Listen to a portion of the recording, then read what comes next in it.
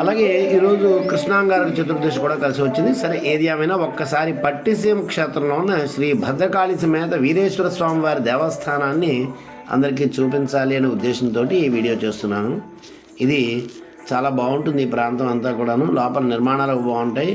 ఇవి దశాబ్దాలు క్రితం నాటి దేవస్థానం. ఇది సూర్యాస్తమయం అవుతున్న సందర్భం. ఇది చుట్టూ గోదావరి అందాలు చాలా బాగుంటాయి. ఇక్కడ మాస శివరాత్రికి రుద్రాభిషేకాలు చేస్తూ ఉంటారు. అలాగే ఈరోజు కూడా మేము రుద్రాభిషేకం చేయడం అనేది జరిగింది. ఏకాదశి వారం రుద్రాభిషేకం 11 మంది ఋత్వికులతోటి చాలా వైదికంగా, సంప్రదాయబద్ధంగా, శాస్త్రబద్ధంగా నిర్వహించడం అనేది జరిగింది.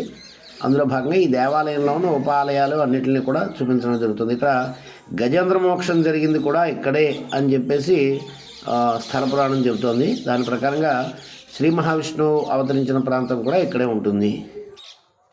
అయితే గజేంద్ర మోక్ష కాలంలో స్వామివారు ఉన్న పడంగా తటాలను వచ్చేయడం, గజేంద్రుని రక్షించడం కోసం, ఆ తరువాత ఆయన ఆయుధాలైన శంఖచక్రాలని మన గరుత్మంతుల వారు తీసుకురావడం, ఆ కంగారులో గరుత్మంతుల వారు శంఖం ప్రాంతంలో చక్రాన్ని, చక్రం ప్రాంతంలో శంఖాన్ని ఇవ్వడం జరిగింది అని ఇక్కడ అన్ని చోట్ల ఉండేదానికి విరుద్ధంగా శంఖచక్రాలు కూడా ఉంటాయి ఈ స్వామివారికి.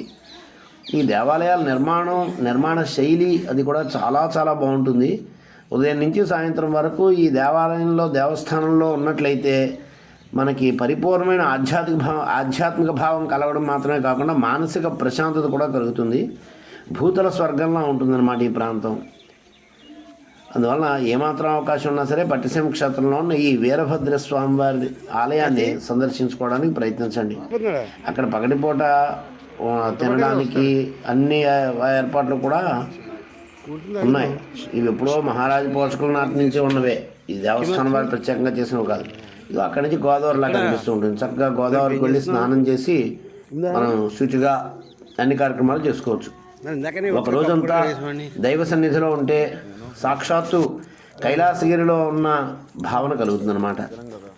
సర్వేభ్యః భద్రకాళీ సమేత శ్రీ వీరేశ్వర స్వామి దేవతానుగ్రహ సిద్ధిరస్తు. కార్తీక దామోదరానుగ్రహ సిద్ధిరస్తు.